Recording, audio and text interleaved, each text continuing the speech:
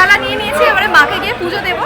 তো আমি তোমাদের দক্ষিণেশ্বরের মন্দিরের টাইমটা একবার বলে দিই। জাস্ট এই মাত্র পুজো দিয়ে বেরোলাম, ভীষণ ভালো পুজো হয়েছে আর ভীষণ ভালো মায়ের দর্শন হয়েছে।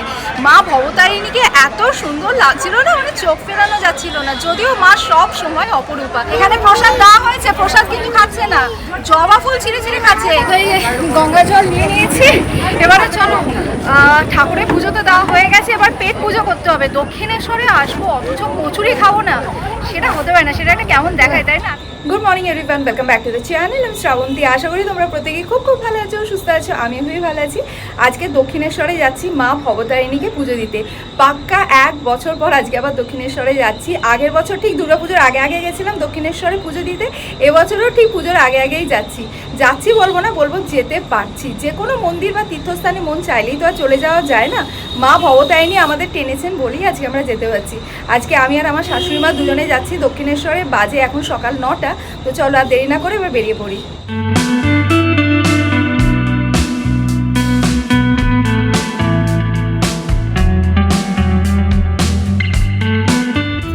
আমরা বেরিয়ে পড়েছি আর মা আজকে শাড়ি পরে যাচ্ছে। মাকে খুব সুন্দর লাগছে, তোমরা অনেকদিন পর মাকে শাড়ি পরে দেখছো। ওকে বলছি আমি খালি লাল পরতে পরতাম, পরতো না, যে লাল পরে কত ভালো লাগছে না, আপনারাই বলুন।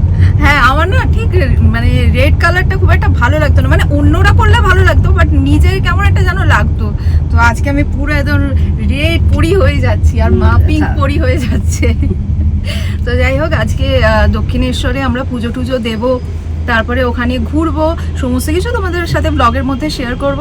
আর মাকে আজকে ডাকছিলাম, মা আজকে যেন বৃষ্টি না হয়। আর যাই হোক, যদিও আজকে বৃষ্টি কিন্তু ফোরকাস্টে আছে, বা সকাল থেকে বেশ ভালোই রোদ উঠেছে।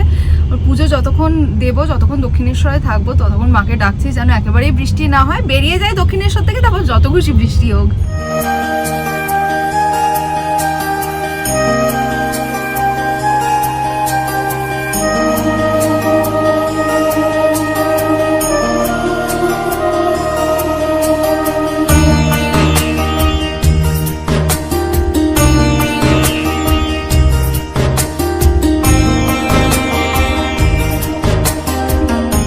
আমরা চলে এসেছি দক্ষিণেশ্বরে আসতে অনেকটাই সময় লেগে গেল, 1 ঘন্টা 20 মিনিট লেগে গেছে। একেতে উইকডেজে এসেছি, তার মধ্যে পুরো অফিস টাইমে ট্রাফিকটা পেয়েছি, সেই জন্যই এতটা টাইম লেগে গেছে। তো যাই হোক, চলো আগে মায়ের পুজো দিয়ে আসি।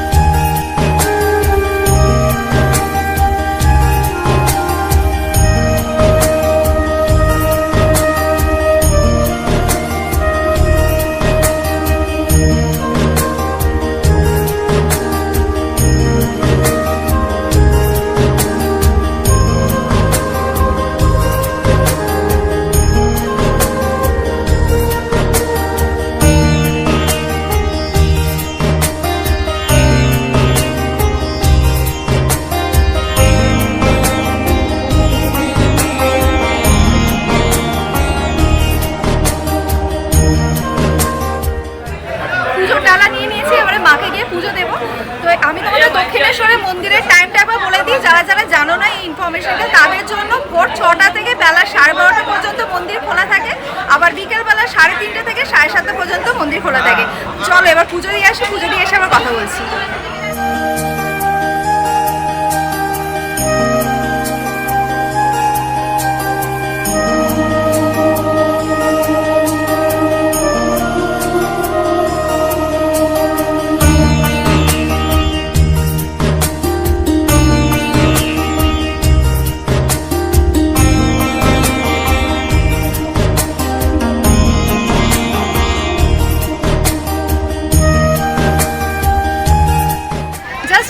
পুজো দিয়ে বেরোলাম, ভীষণ ভালো পুজো হয়েছে আর ভীষণ ভালো মায়ের দর্শন হয়েছে।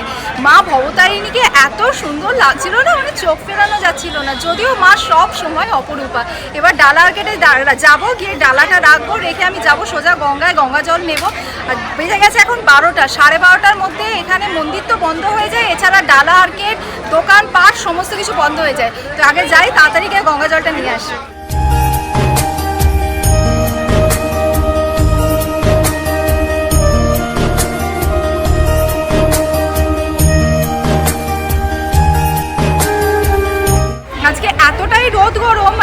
নিজেদেরই জল তেষ্টায় ছাতি ফেটে যাচ্ছে।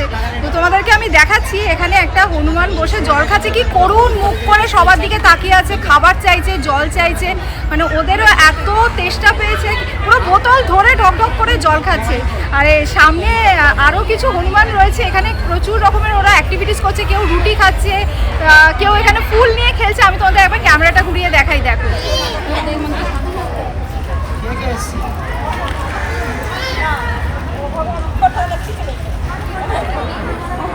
কি অবস্থা, দেখো বেচারা এত খিদে পেয়েছে, জবা ফুল ছিঁড়ে ছিঁড়েই খেয়ে নিচ্ছে। এখানে প্রসাদ দেওয়া হয়েছে, প্রসাদ কিন্তু খাচ্ছে না, জবা ফুল ছিঁড়ে ছিঁড়ে খাচ্ছে। তোমরা কি জানতে যে হনুমান জবা ফুল খায়? আমি তো জানতাম না, প্রথমবার দেখছি, দেখো কিভাবে খাচ্ছে।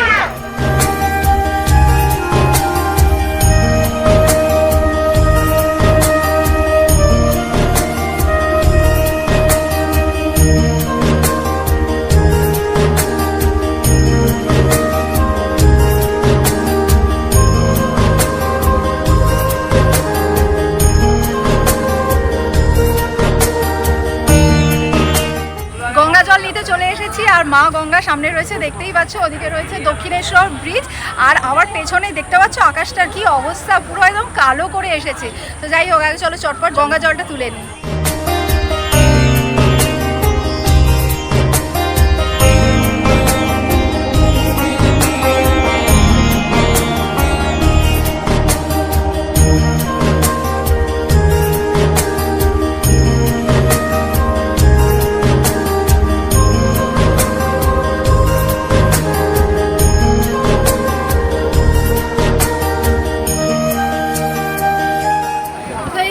গঙ্গা জল নিয়ে নিয়েছি, এবারে চলো ঠাকুরের পুজো তো দেওয়া হয়ে গেছে, এবার পেট পুজো করতে হবে। দক্ষিণেশ্বরে আসবো অথচ কচুরি খাবো না, সেটা হতে পারে না, সেটা একটা কেমন দেখায়, তাই না? আর আমি যতবার দক্ষিণেশ্বরে আসি কচুরি মাস্ট। তো চলো এবার গিয়ে পেট পুজো করি।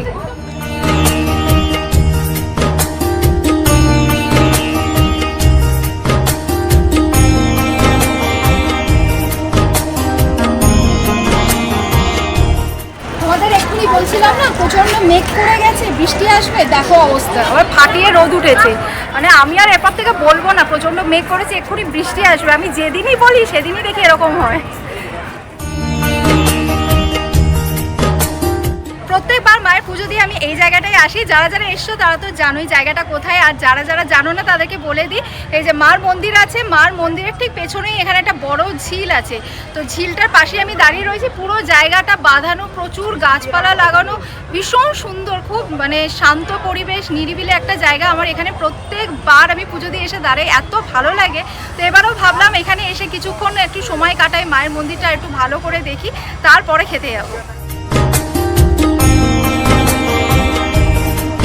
চলে এসেছি পেট পুজো করতে। আমার পেছনে দেখতেই পাচ্ছ ফুড প্লাজা। ফুড প্লাজা যে বিল্ডিংয়ে রয়েছে, ওপরের যে ফ্লোরগুলো দেখছো, ওপরের ফ্লোরগুলোতে গেস্ট হাউস বানানো হচ্ছে দক্ষিণেশ্বর মন্দিরে।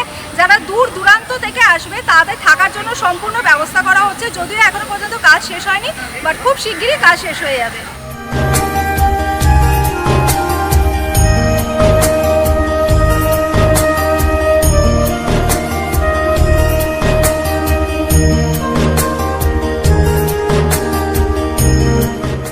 আমাদের এখানে খাবার চলে এসেছে, এত মারাত্মক খিদে পেয়েছে, পুজো দেবো বলে সকাল থেকে উপোস ছিলাম, আর কালকে ডিনারটাও খুব তাড়াতাড়ি করেছি, আর্লি ডিনার করেছি। তো আমরা এখানে নিয়েছি দুটো দহি বড়া নিয়েছি আর 1 প্লেট কচুরি নিয়েছি।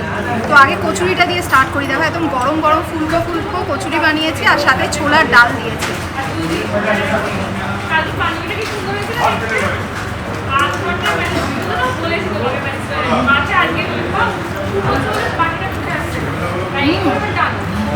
বেশ ভালো করেছে, ডালটা একদম ঝাল ঝাল বানিয়েছে, খুব মুখরোচক হয়েছে। আর এবার তোমাদের দই বড়াটাও টেস্ট করে বলি।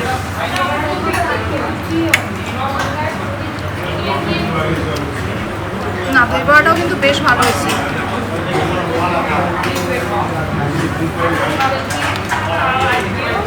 খেয়ে নি, তারপর আবার ফিরে আসছি।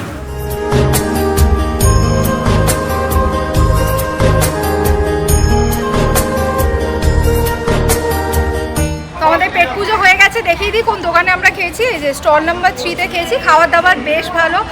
আর এখন বলতেই পারি মেঘ করে গেছে, লাকিলি বৃষ্টিটা পাইনি, যে ভয়টা পাচ্ছিলাম বৃষ্টিটা হয়নি। বাট গরমটা আছে মারাত্মক ছিল, রোদও মারাত্মক ছিল, এখন আবার মেঘ করে গেছে এবং টিপ টিপ করে বৃষ্টিও শুরু হয়ে গেছে। এবার যত খুশি বৃষ্টি হোক। তো চলো আজকের ব্লগটা আমি এই পর্যন্তই রাখছি। আর মা ভবতারিণীর কাছে আমি এই প্রার্থনাই করি যেন উনি তোমাদের সকলের মনস্কামনা পূর্ণ করেন। মা ভবতারিণী যেন ওনার দৃষ্টি, ওনার কৃপা, ওনার আশীর্বাদ সর্বদা আমাদের সকলের জীবনে বজায় রাখেন। যদি আজ ব্লগটা তোমাদের ভালো লেগে থাকে লাইক করো, কমেন্ট করো, ফ্রেন্ডস অ্যান্ড ফ্যামিলি সকলের সাথে শেয়ার করো। যারা ফেসবুক পেজ থেকে দেখছো তারা ফেসবুক পেজটা প্লিজ ফলো করে নিও। Thanks for watching and by.